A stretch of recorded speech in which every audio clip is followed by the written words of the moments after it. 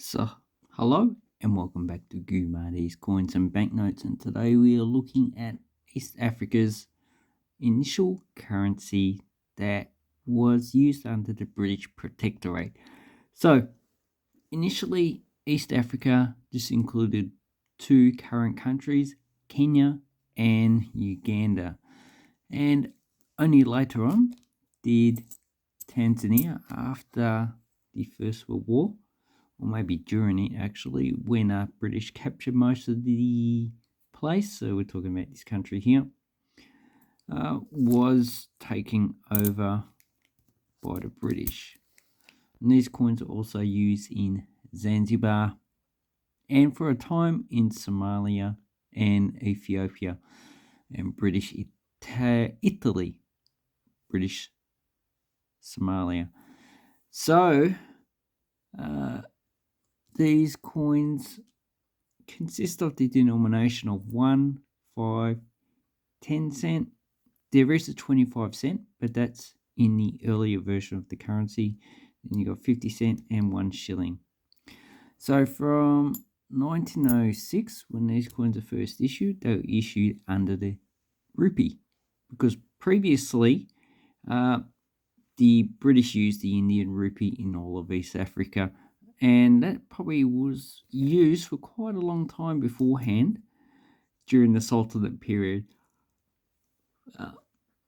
and also under the Yamanis, which actually have been around in that area for quite a long time. So it's a little bit complex about the history of East Africa. Initially, Uganda became a protectorate, I believe, in 1893 to prevent a civil war in the country. But that country, or that protectorate, still had a lot of independence, and very few British actually had control over the area. It was mainly in Kenya, in which the British East African Company was involved, and initially all that was the British were involved in was trade, and that's the same with India and China as well. It was all about just making money. But then as things progressed, the British decided to take control of the area just to extract a lot more money. So there was a decimalisation of the rupee in 1906. So here we have a 50 cent coin from 1906. And as you can see on the coin, it has a lion and a mountain peak in the background. So I'm not sure what mountain peaks they are. There's a lot of different volcanic mountains that these are most likely are in East Africa, it's the Rift region. And it's your guess what they would be. Now this coin looks like it might have been cleaned in the past, although it could have just been handled quite a lot. And I would say this is in EF condition. And the mintage for this coin is 200,000. And as you can see, Edward VII, his effigy is in very good shape, consistent with an EF condition coin. Now, some people, like the Americans, might say that this is almost uncirculated because they have a different grade system to that is used in Australia. Okay, so in 1920, the British issued the florin, and that had an exchange rate of 1-to-1 with the rupee.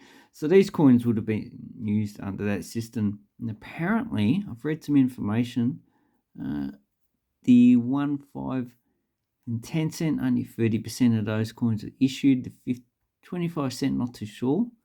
The 50 cent, none of those were issued for circulation. And the 25 cent and 1 florin, probably some were issued for circulation, but obviously the previous coins were still issued. And in 1921, they issued the shilling, which was equivalent to half a florin. So this is equivalent to 50 cents. So basically, these coins had an equivalent value, although the silver content is a bit different. So the 50-cent coin that you see here is 5.8 grams of 80% silver. So that means that the silver content, there is a difference in the silver content of this coin and this coin. This one is 80% silver. This one's 25%. So it's a billion coin. So it's mostly probably just copper. And if we compare the values of silver, so you need, this coin was equivalent to this coin in the exchange rate, but the silver value of this coin is $6.94 on the 7th of the 7th, 2024. The silver content of this one is only $2.90. So pretty much this coin has 3 times the silver as this one, although they had an equivalent value. So the content of silver went from 85% to 25%. And at the time, most of the East Africa would not likely have used coinage, because coinage has never been that popular. It's only north of the Sahara and the Aksum around Ethiopia where coinage was used. But pretty much coinage in Ethiopia stopped being used around about 500-600 AD when Aksum fell, and the empires that replaced it didn't bother to issue any other coins. Okay, so most of these coins are from the shilling episode, but 2 other coins I have is these copper nickel 1 cent coins.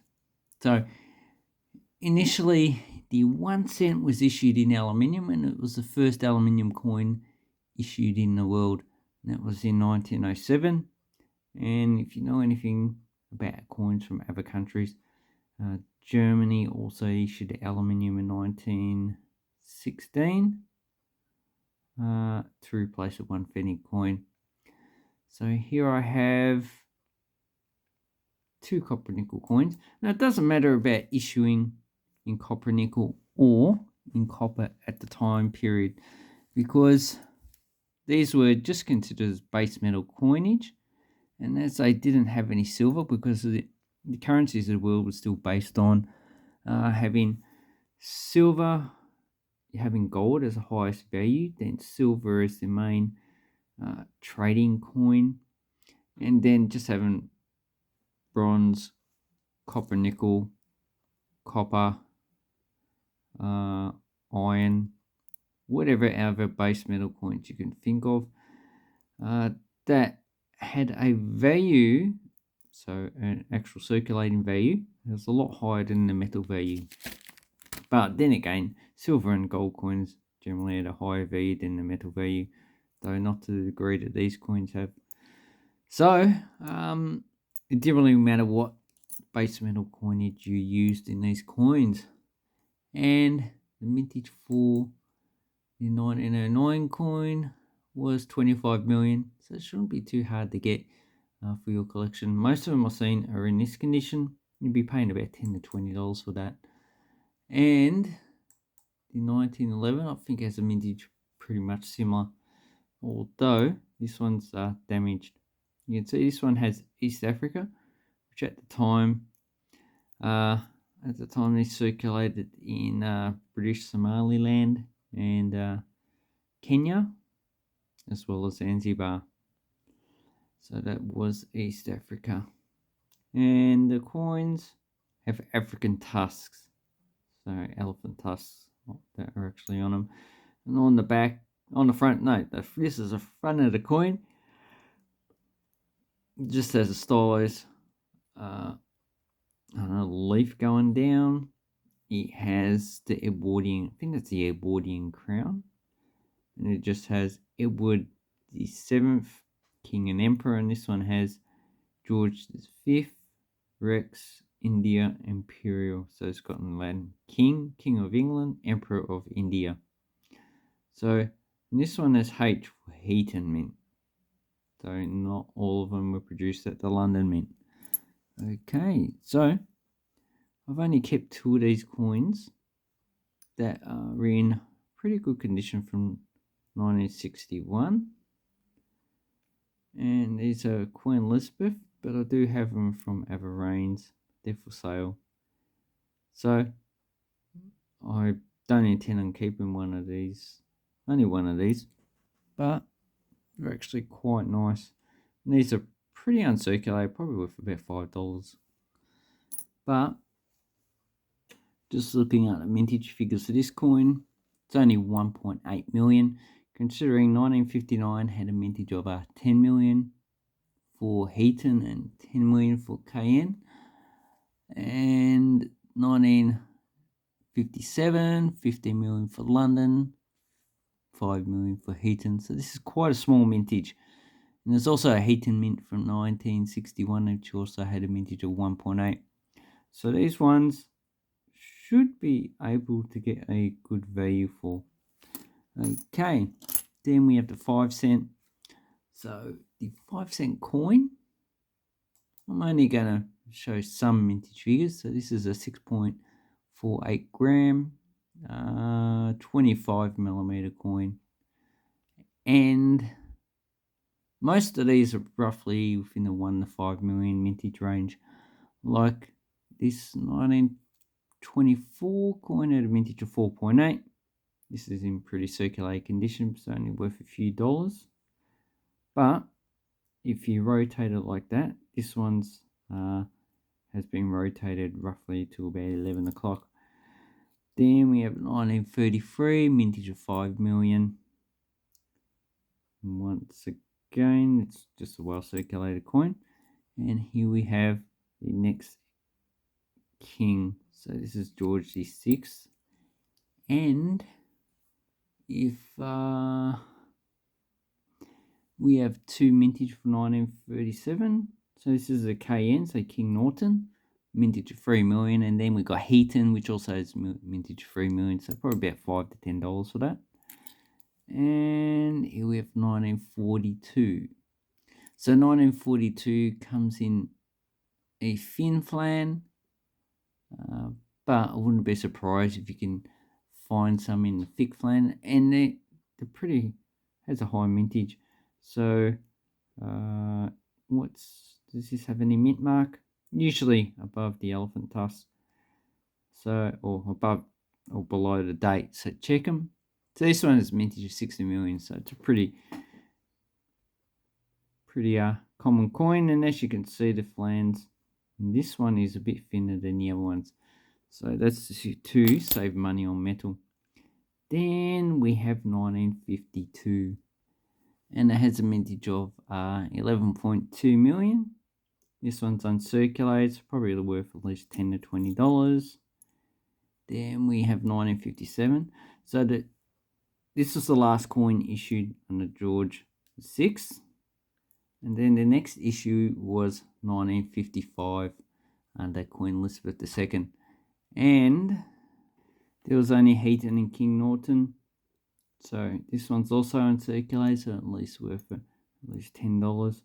This one's a Heaton mint. So you need to look for coins that are actually in this grade for it to be worth a little bit. Now, would I grade these? Probably not. You're probably not going to get your value back on that condition. Then we have the post-independence coins. So most of these countries got independence in 1961 to 62. This is East Africa, but on the back they remove the crown and they remove any lettering to Queen Elizabeth II. Just changed it to the denomination and also East Africa. So, and they put Swahili, so centitano, 5 cents, and this being the last 5 cent coin had a mintage of 7.6 million. And then the independence countries issued their own coins in 19 66. So here's a Kenyan coin from 1970, 1978. This says Kenyatta. So Kenya issued the coins with the same specifications, but Tanzania issued coins with different specifications than the East African. So, and then there's Uganda, which issued different coins.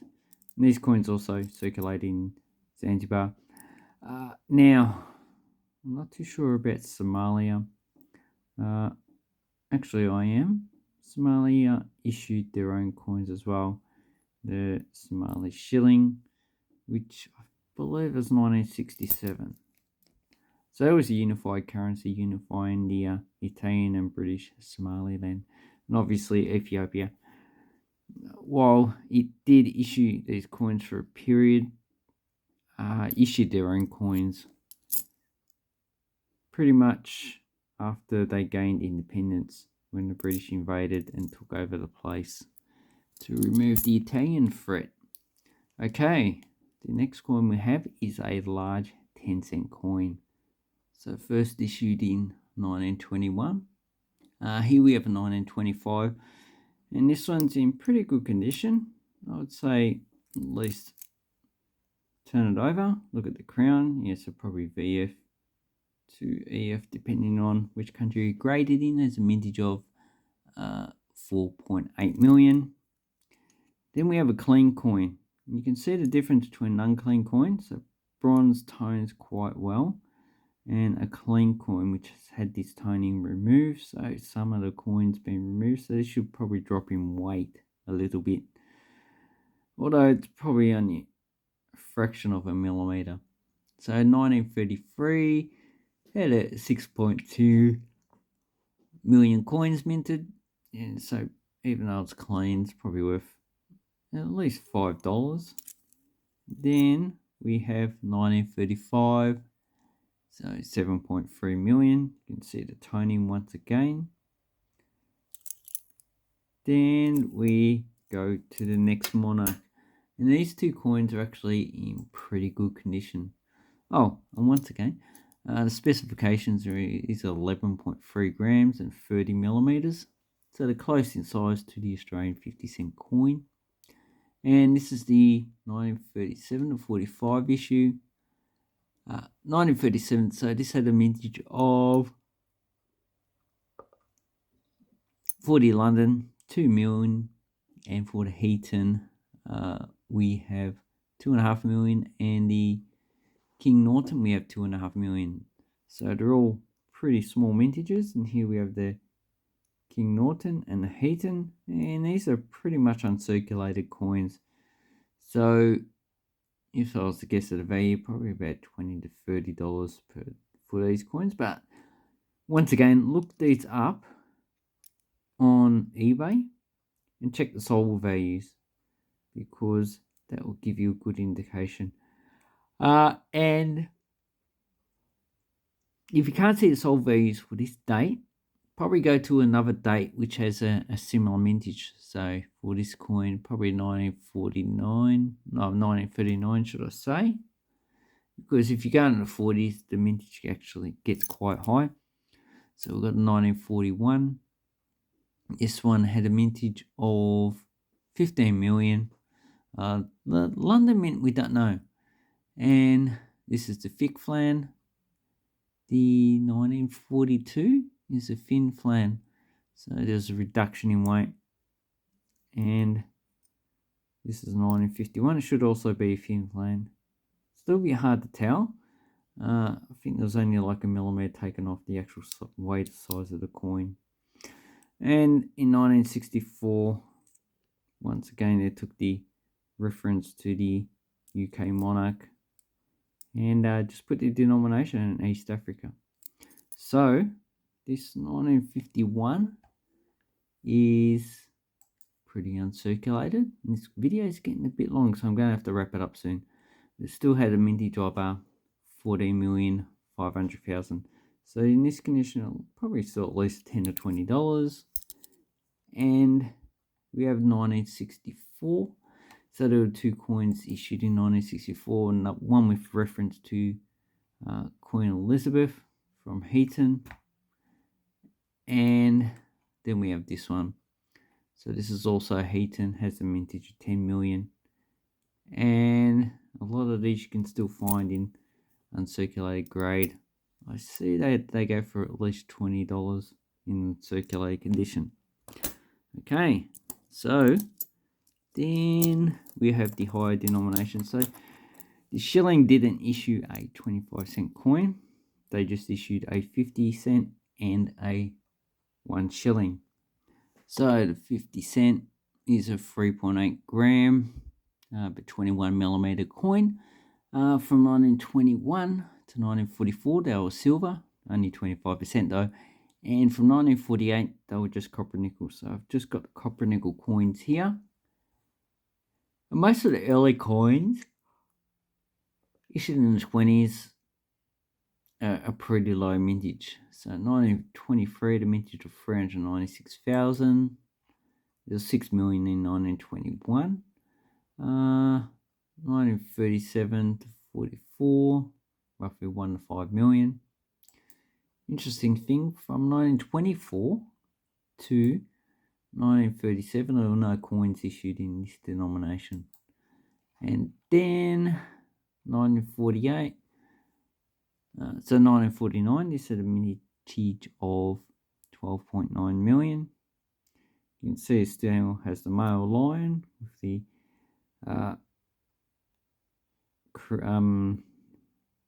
mountains in the background, and it has two denominations, so say it has half a shilling or 50 cents. And interesting, it has the crowned monarch, which was used by the colonial governments. The next coin we have is 1954. So, and then we have 1963, which is the last year of issue. And they didn't issue any 50-cent coins without the reference to the monarch. So 1954 had a mintage of 3.7 million. So these issues under Elizabeth II, they're not high. The highest is this one, which is 6 million for 1963. So these are probably worth at least $10 in this condition, which, yeah, so this is probably very fine. This is probably EF. So you should be able to pick this one up. They seem to be not too hard to get. Okay, so the last denomination we have. So I've got two 25% silver coins and two copper nickel. And 1952 is the last issue of this. They never issued any 1 shilling in Elizabeth II's name. So this is a 7.8 gram, 27.8 millimeter diameter coin. And for the silver ones, the 1922 seems to be the highest minted. So this coin, London, had a mintage of 18.8 million. Heaton had 20 million. And then you got 24, 44 million. 1925 with 28 million. And the key date is 1923 with only 4 million coins. So that would indicate that between 1925 and 1937, there were no coins issued because there's a huge mintage. But the 1941 had a mintage of 7 million coins. And in this condition, these are probably worth at least $10, which is not great, but still, if you haven't got one, they're good as a space filler in your collection. So the silver coins were minted in 1946, in which case they were replaced in 1948 with copper nickel coins. Initially, they issued quite a lot of coins to replace the silver coins, and 1948 and 49 was enough of a mintage to totally replace the silver in circulation. So 1949, this had a mintage of, so if you look down below, does it have a mint mark? No. Mint mark anywhere? No. So this had a mintage of 38 million. And then we have 1952, so last year of issue. This one also doesn't have a mint mark, so it has a mintage of 55 million. So all of these are high mintage. There's no key dates for these copper nickel coins, but they still sell for at least $10 to $20 in the current market. So anyway, I hope this helps you with your East African coins. I know it's a little bit long, but there's quite a lot of coins and a lot of things to learn about East Africa as well. So I have made coins from Tanzania, and I'll just make other videos about the coins of Kenya. So these ones are not really that interesting, but I'll get into that during those videos. Anyway, let's say thank you very much and have an awesome coin and banknote collecting time. Thank you and goodbye.